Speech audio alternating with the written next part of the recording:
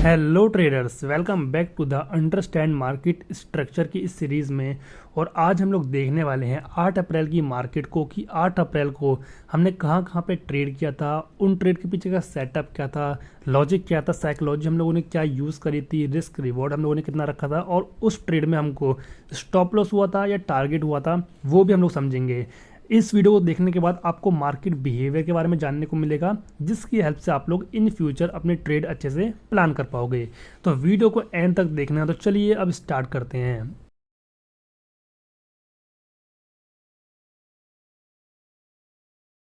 तो देखो, आज 8 अप्रैल को हम लोगों ने ट्रेड किया था सेंसेक्स के अंदर, क्योंकि आज सेंसेक्स की एक्सपायरी थी। अगर मार्केट मूव करती तो प्रीमियम बहुत तेज़ी से जंप करता, बट यहाँ पे टाइम डीके की भी प्रॉब्लम होती है। अगर मार्केट मूव नहीं करती तो थीटा डी के टाइम डीके की वजह से हमारा प्रीमियम वैसे भी स्टॉप लॉस हमको दे देता। तो दोनों ही साइड हमको प्रॉब्लम भी मिल रही थी और दोनों साइड हमको प्रॉफिट भी मिल रहा था। अगर मूव करती तो बहुत अच्छा प्रॉफिट होता, अगर मूव नहीं करती, साइलेंट रहती, तो टाइम डी के थीटा डी के वजह से हमको वैसे भी स्टॉप लॉस हो जाता। ठीक है, तो अब देखो मार्केट में हमारा आज ओपन हुआ था गैप अप। आज हमारा जो सेंसेक्स है वो गैप अप ओपन हुआ था। यहाँ पे कल लास्ट प्राइस थी, उसके बाद जो हमारा मार्केट है वो यहाँ पे ओपन हुआ था। गैप अप ओपन होने के बाद में हमारी मार्केट जो है एकदम से साइलेंट हो गई, किसी भी साइड मूव नहीं दे रही थी, बिल्कुल धीरे धीरे पहले ऊपर गई थोड़ी सी, फिर नीचे आना स्टार्ट किया। तो इस बीच में मैंने कोई भी ट्रेड नहीं किया, क्योंकि मार्केट में कोई भी मूव नहीं था। अगर इस साइडवेज मार्केट में मैं ट्रेड करने का ट्राई करता तो थीटा डी की वजह से वैसे भी मेरा ट्रेड एसएल दे देता मुझे। तो मैंने वेट किया। वेट करने के बाद में जब मार्केट ने अपने इंट्राडे लो को यहाँ पे ब्रेक कर दिया, जो ये इंट्राडे लो है इसको ब्रेक कर दिया। ब्रेक करने के बाद में थोड़ी देर कंसोलिडेशन करने के बाद में जब ये वाला मूव आया, तो देखो यहाँ पे ये सेलिंग मूव जब आया तो इसमें हमारा जो प्रीमियम था बहुत तेज़ी से पंप किया हमारा। तो ये मूव आने के बाद में मैंने डिसाइड किया कि मैं सेलिंग का ट्रेड करूंगा जब मार्केट में एक पुल बैक आ जाएगा तब।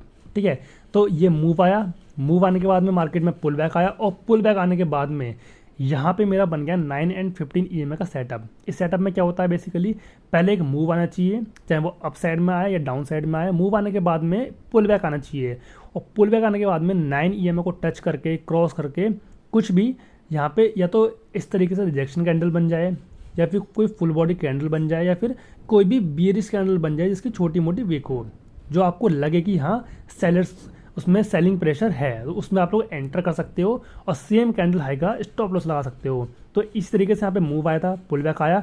पुल बैक आने के बाद में यहाँ पे 9 ईएमए को टच करके एक बियरिश कैंडल बनी जिसमें सेलिंग प्रेशर काफ़ी ज़्यादा था। इसकी क्लोजिंग पे मैंने एंट्री ली और 1:3 का मैंने मिनिमम यहाँ पे टारगेट रखा था, जो कि यहाँ पे हमको स्टॉप लॉस दे दिया तुरंत ही। मार्केट ने यहाँ पे हमको ट्रैप कर दिया। यहाँ पे थोड़ा सा देर कंसोलिडेशन करने के बाद में ऊपर चले गई, कोई बात नहीं, हम लोगों ने अपना पहला स्टॉप लॉस यहाँ पे एक्सेप्ट किया।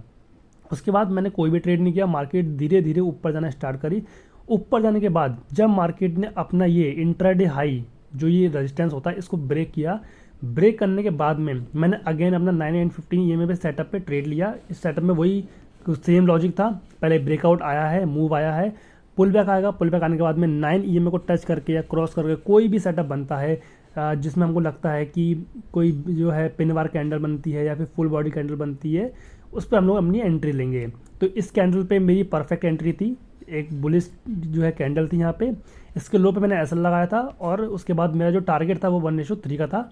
बट यहाँ पे मार्केट साइलेंट हो गई। साइलेंट होने की वजह से थीटा डी की वजह से मुझे मेरे प्रीमियम पे स्टॉप लॉस हिट हो गया। उसके बाद देखो अब मार्केट ऊपर मूव कर रही है, बट जो मेरा स्टॉप लॉस है वो यहीं कहीं पे हिट हो गया था, क्योंकि मार्केट साइलेंट थी और ऊपर से एक्सपायरी थी, इसीलिए प्रीमियम बहुत तेज़ी से गल रहे थे। तो ये दो ट्रेड हमारे आज के थे, दोनों में हमारे स्टॉप लॉस गए। मार्केट मूव खास नहीं कर रही थी, इसलिए हमारे दो बैक टू बैक एसएल गए। हमने जो है आज ये दो ट्रेड करके अपना सिस्टम बंद कर दिया। हम आज कोई भी ट्रेड नहीं करने वाले हैं, क्योंकि मार्केट में कोई मूव नहीं है। जब मार्केट में मूव आएगा तब हम लोग फिर से ट्रेड करने का ट्राई करेंगे और बड़े बड़े टारगेट अचीव करने का ट्राई करेंगे। अब देखो, मैं आपको एक फीचर के बारे में और बता देता हूँ कि लाइक अगर आप लोग चाहते हो कि आप लोगों को बार बार चार्ट ना देखना पड़े, लाइक यहाँ पे देखो इंट्राडे हाई था, ठीक है।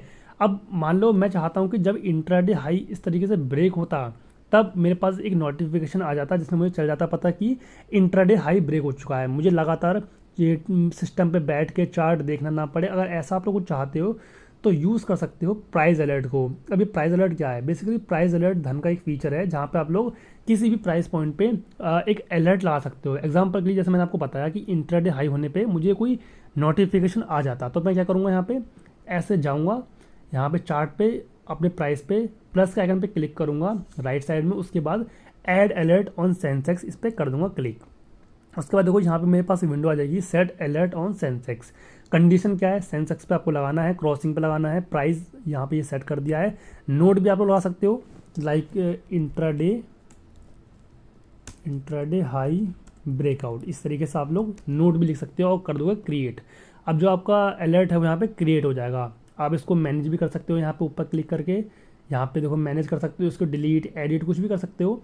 जब भी मार्केट इस प्राइस को क्रॉस करेगा तब आपके पास अलार्म ऑटोमेटिकली आ जाएगा और आपको चल जाएगा पता कि जो हमारे मार्केट है सेंसेक्स की, उसने अपने इंट्राडे हाई को ब्रेक कर दिया है। आप इसको एडजस्ट भी कर सकते हो, ऐसे ड्रैग एंड ड्रॉप करके ऊपर नीचे ला सकते हो।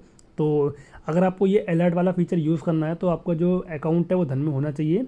धन एक बहुत ही बढ़िया ब्रोकर है जहाँ पे आप लोग ट्रेडिंग इन्वेस्टिंग सब कुछ एक ही जगह पे कर सकते हो, वो भी इन बढ़िया बढ़िया फीचर्स के साथ में। तो अगर आपको ये अलर्ट वाला फीचर यूज़ करना है तो पहले आपको धन में अपना अकाउंट ओपन करवाना पड़ेगा। डिस्क्रिप्शन में लिंक दे रखा है, जाकर चेकआउट करो, अकाउंट ओपन करवाओ। अकाउंट ओपन करने के बाद आपको सिंपली प्लस के आइकन पर क्लिक करके अपना अलर्ट लगा देना है, ठीक है। तो इस वीडियो को यही टॉपिक था, यहीं पे वीडियो को हम लोग एंड करते हैं। मिलेंगे इसी तरीके की नेक्स्ट वीडियो में, तब तक के लिए take care and thanks for watching this video guys.